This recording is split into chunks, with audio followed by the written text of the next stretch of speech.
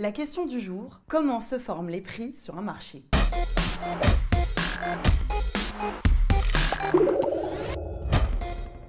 On va se placer dans le cadre d'un marché concurrentiel, c'est-à-dire une situation où on se coordonne par les prix et où les agents sont preneurs de prix. Si l'expression marché concurrentiel ne vous dit rien, si vous ne savez pas ce que preneur de prix veut dire, allez regarder la vidéo sur le marché concurrentiel maintenant.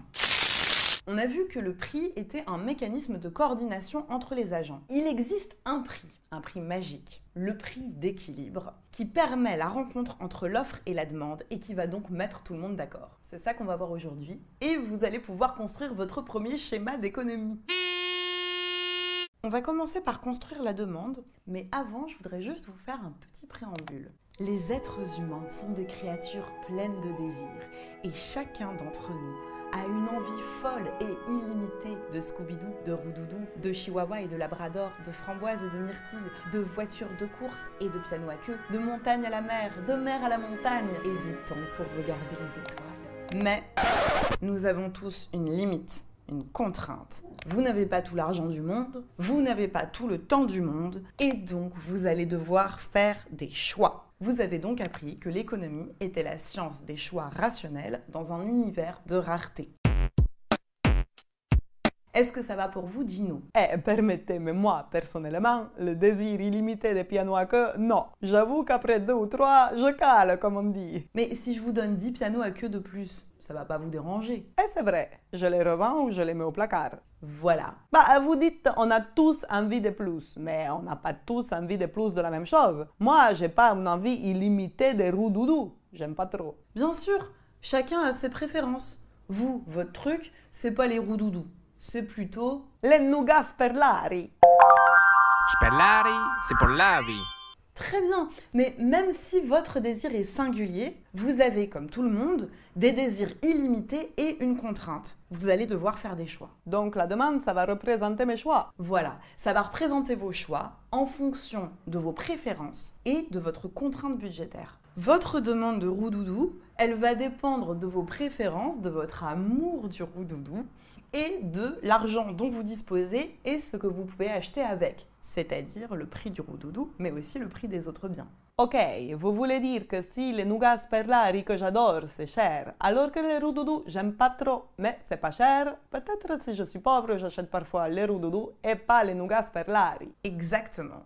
Vous allez choisir votre consommation de Roudoudou en fonction de vos préférences, de combien vous aimez les Roudoudou et aussi de votre contrainte, combien vous avez d'argent, combien coûte le Roudoudou, combien coûtent les autres biens. Ok? Non, moi je suis pas d'accord. Vous dites tout le monde veut toujours plus, bah non. Ça, c'est les victimes de la surconsommation et du marketing. Avec vos idées, on pollue la planète. Alors, je comprends que vous soyez révolté par le marketing et la pollution, mais je pense qu'il y a un malentendu. L'économiste dit l'individu a des désirs illimités, mais il dit pas qu'il faut répondre à ses désirs et lui donner toujours plus. Il dit bien qu'il y a une contrainte. On aimerait peut-être avoir 1000 planètes Terre, mais il n'y en a qu'une. C'est une contrainte. 1000 planètes Terre! Mais il n'y a pas que la consommation dans la vie. Il y a aussi le développement personnel, l'engagement politique, la poésie. Mais oui, mais la science économique, elle intègre ça dans ses modèles. Et on appelle ça le loisir. Le loisir, c'est tout le temps que vous passez à faire des choses qui vous font plaisir et qui ne coûtent pas d'argent. Regarder les étoiles, embrasser votre amoureux, réfléchir à l'avenir de la planète. Vous, Cassandra, vous avez une forte préférence pour le loisir et une faible préférence pour les voitures décapotables 150 chevaux double carburateur. Mais vous avez quand même une contrainte de budget et de temps. Donc vous avez une demande en fonction d'une contrainte. Donc vous allez modéliser la demande de poésie comme de vulgaires Roudoudou. Voilà. Bah non, la poésie c'est pas une marchandise, je suis désolée. La poésie n'est pas une marchandise, ça fait partie de ceux qui ne coûtent rien et pourtant, la poésie peut se modéliser en économie, car la poésie demande du temps, et votre temps, il est limité. Vous n'avez que 24 heures par jour, et vous allez mourir. Donc vous avez une envie illimitée de faire plein de choses, et une contrainte, c'est le même principe. Vous allez choisir combien de temps vous allez passer à faire de la poésie, en fonction de combien vous aimez la poésie, et de ce que ça vous coûte. Le loisir, c'est le négatif du travail. Pendant que vous êtes en train de faire de la poésie, vous êtes en train de ne pas travailler, et donc vous êtes en train de renoncer à gagner l'argent qui vous permettrait d'acheter des glaces à la pistache. Alors, est-ce que vous avez déjà travaillé? Des petits boulots, ouais. Donc, vous avez déjà échangé une partie de votre temps sur un marché contre un prix, un salaire, qui vous a permis d'acheter des glaces à la pistache ou des mètres carrés de loyer, et vous avez choisi de garder une partie de votre temps pour faire de la poésie. Vous avez donc déjà fait des choix concernant l'utilisation de votre temps dans un cadre de marché concurrentiel avec coordination par les prix. Je ne vous demande pas de trouver formidable l'économie de marché, je vous dis juste que là, on se place dans ce cadre-là. Bon, ok.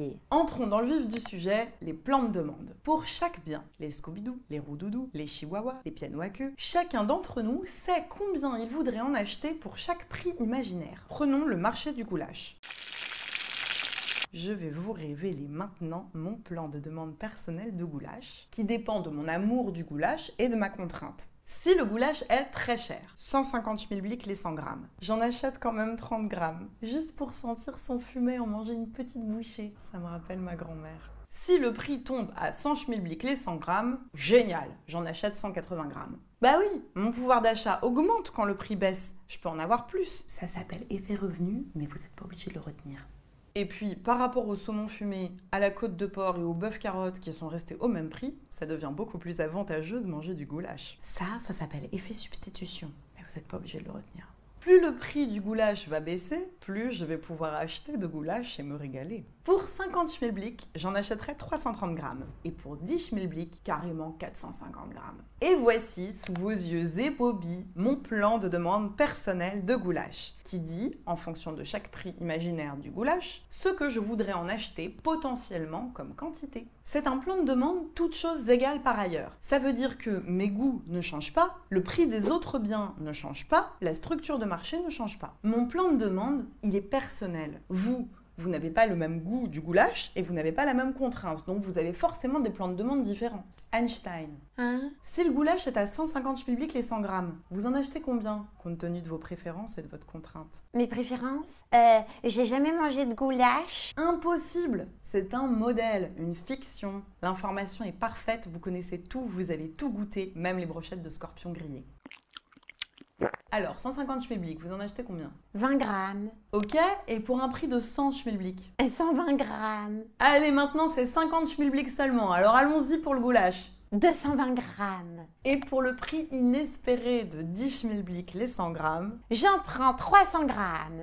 et voilà donc le plan de demande d'Einstein, qui, vous le voyez, est différent du mien. Mais comme pour moi, plus le prix du goulash baisse, plus Einstein en consomme, car son pouvoir d'achat en goulash augmente, et puis ça devient beaucoup plus avantageux de manger du goulash par rapport aux autres ragoûts qui sont restés au même prix. Il y a quelques petites exceptions à cette règle, mais ici, on n'en parle pas. En résumé, chacun a son plan de demande personnel, mais ce qui vaut pour tout le monde, c'est que plus le bien coûte cher, moins on en demande. Attendez, mais vous et Einstein, vous achetez quand même 20 ou 30 grammes de goulash quand ça coûte 150 schmilblick? Mais c'est quand même hallucinant! 150 schmilblick pour du goulash? Non mais c'est du vol! Mais c'est parce que vous avez le prix habituel du goulash en tête, mais il faut oublier ça. Le plan de demande, c'est une situation imaginaire où tous les prix possibles sont envisagés. C'est la rencontre entre l'offre et la demande qui va déterminer ce prix d'équilibre, mais pour y arriver, il faut construire l'offre, construire la demande, et pour ça, il faut envisager tous les prix possibles. Pour bien comprendre, faisons votre plan de demande de croissant. Si le croissant coûte 50 schmilblick, vous en achetez combien? 50 schmilblick? Mais vous exagérez! Ça vaut 1 schmilblick 50! Ça coûte même pas 50 centimes à produire! Et encore une fois, ce n'est pas la question. Vous devez vous référer seulement à votre amour du croissant et à votre contrainte. Imaginez un monde où le croissant vaut 50 schmilblick. Non mais j'ai pas les moyens d'acheter un croissant à 50 schmilblick! Voilà une réponse plus acceptable. Donc là, ce que vous voulez me dire, c'est que compte tenu de votre contrainte et de votre amour du croissant, voilà, vous n'allez pas en acheter. Ben non, j'ai un loyer à payer. Et puis c'est pas du foie gras non plus. Ok, et si le croissant il vaut 20 schmilblick? C'est cher quand même. Hein. Mais est-ce que vous aimez assez le croissant pour en manger de temps en temps à ce prix? Ouais, un dans l'année grand maximum. Ah voilà, on a le début de votre plan de demande. Et maintenant, si c'est 2 schmilblick le croissant? Un toutes les 2 semaines. Ok, bah ça fait autour de 25 croissants par an. Et à 1 schmilblick le croissant? Un par semaine. Et ben voilà, on a votre plan de demande. Et pour de bonnes raisons. Votre contrainte, vos préférences. Quand on fait un plan de demande, il ne faut jamais se référer à ce qu'on imagine que devrait être le prix du croissant. Il faut toujours penser à tous les prix possibles. Maintenant que vous avez compris ce qu'est un plan de demande, nous allons passer à la représentation graphique. On va reprendre notre goulash et se situer dans un repère quantité-prix avec les prix en ordonnée et les quantités en abscisse. P, Q, P, Q, P, Q, P, P, Q, P, Q, prix en ordonnée, quantité en abscisse. Faites très attention à vous rappeler ça parce que c'est pas très intuitif. Et si vous vous trompez, vous êtes mort. Enfin, presque. On peut tracer dans ce repère mon plan de demande de goulash en reportant quelques points.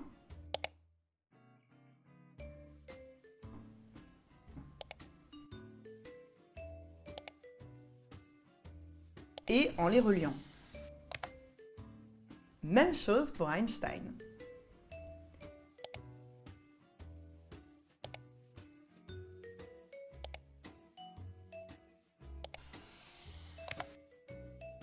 Nos demandes sont toutes les deux décroissantes. Plus c'est cher, moins on en achète. Mais elles ne sont pas pareilles. Elles n'ont pas la même pente, par exemple. Parce qu'on ne renonce pas aussi vite l'un que l'autre au goulash quand son prix augmente. Mais attention les yeux. Et si maintenant on additionne les plans de demande de tout le monde, Einstein, moi et tous les autres amateurs de goulash, on va obtenir la demande sur le marché du goulash.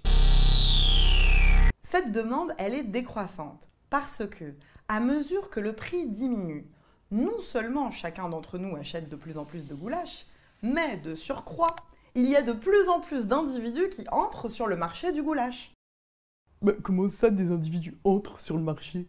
Cassandra, tout à l'heure, elle a dit qu'à 50 schmilblick le croissant, elle en achetait pas. Mais il existe des gens qui seraient prêts à acheter du croissant à 50 schmilblick. Des gros riches. Et si le prix baisse, non seulement les gros riches dont parle Cassandra vont acheter de plus en plus de croissants, mais à partir du prix de 20 schmilblick, ils auront aussi Cassandra qui sera là sur le marché du croissant pour leur tenir compagnie. Ok, je vois.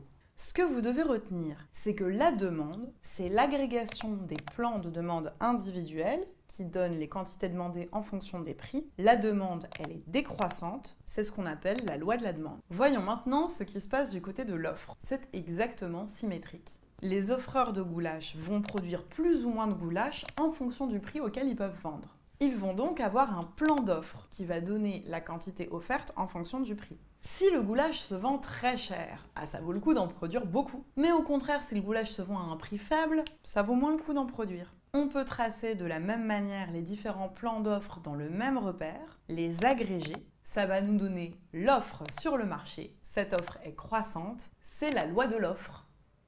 Et maintenant, l'équilibre. Il existe un prix magique, pour lequel les quantités de goulash offertes sont exactement égales aux quantités de goulash demandées. Sur le graphique, vous voyez que le prix d'équilibre, c'est celui pour lequel l'offre et la demande se croisent. Vous pouvez aussi voir la quantité de goulash échangée à ce prix. Et c'est ce qu'on appelle la quantité d'équilibre. Pour ce prix magique, les traiteurs hongrois écoulent tout leur goulash et les amateurs de goulash en trouvent tous à acheter. Si vous êtes prêt à payer ce prix d'équilibre, personne ne vous dira jamais « Ah bah ma petite dame là, désolé, on n'a plus de goulash ». Au prix d'équilibre, il n'y a pas de pénurie, pas de rationnement. Mais bien sûr, ce prix, il va sélectionner du côté des acheteurs ceux qui ont le plus de disposition à payer. Les gros riches. Oui, ou bien les gros fans de goulash. Et du côté des offreurs, il va sélectionner ceux qui produisent le goulash le plus efficacement. Et l'équilibre est stable. Quand on en sort, on y retourne naturellement. Si par exemple, le prix du goulash est trop bas, il va y avoir plus de gens qui voudront acheter du goulash que de goulash disponible. On va commencer à sentir une légère tension dans les files d'attente des traiteurs hongrois, et les dits traiteurs vont intuitivement comprendre qu'ils pourraient ni vu ni connu changer l'étiquette du prix et le mettre un peu plus cher. Ou alors, s'ils n'en ont pas le droit, il risque de se développer un marché noir où on aurait des reventes de goulash sous le manteau mais à un prix plus cher. Finalement, ce que vous devez retenir de ce cours, c'est que sur un marché concurrentiel où les agents sont preneurs de prix, il y a d'un côté des acheteurs qui veulent acquérir le bien et de l'autre côté des vendeurs qui en produisent et qui en vendent. Chaque acheteur a un plan de demande. Pour chaque prix potentiel, il sait quelle quantité il achèterait. Le plan de demande est personnel, il dépend des préférences et des contraintes de chacun. L'agrégation de ces plans de demande donne la demande sur le marché. D'après la loi de la demande, les quantités demandées sont décroissantes en fonction du prix. Plus un bien coûte cher, moins on en demande. Symétriquement, chaque vendeur a un plan d'offre. Pour chaque prix potentiel, il sait combien il en proposerait. L'agrégation des plans d'offres donne l'offre sur le marché. Et d'après la loi de l'offre, les quantités offertes sont croissantes en fonction du prix. Plus le prix d'un bien est élevé, plus ça vaut le coup d'en produire. Il existe un prix magique, le prix d'équilibre, pour lequel la quantité demandée est exactement égale à la quantité offerte. Et c'est la quantité d'équilibre. Tous ceux qui veulent vendre le bien à ce prix trouvent des acheteurs, et tous ceux qui veulent acheter le bien à ce prix trouvent un vendeur. À ce prix d'équilibre, il n'y a pas de pénurie, pas de rationnement. C'est la magie de la coordination par le marché.